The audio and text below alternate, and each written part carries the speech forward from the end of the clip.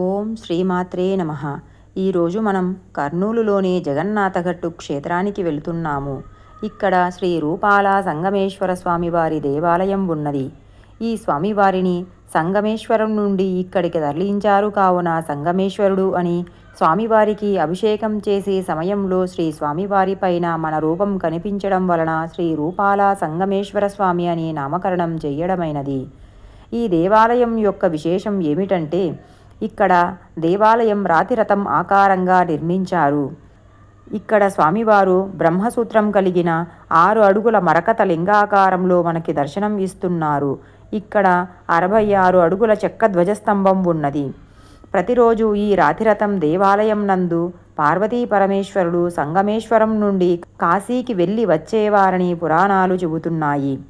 ఇక్కడ ముఖ్యముగా సంతానము, వివాహము ఆలస్యమైన వారికి అభిషేకం చేయించుకొని వారి కోరికలు నెరవేర్చుకొని కొంగు బంగారమైన వారి సంఖ్య అధికముగా ఉన్నది.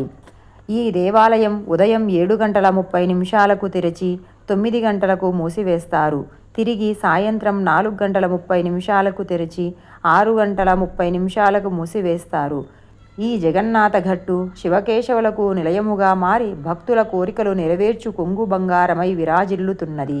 ఇక్కడికి 1 కిలోమీటర్ దూరంలో 75 అడుగుల హనుమంతుడి విగ్రహం ప్రతిష్ఠించారు.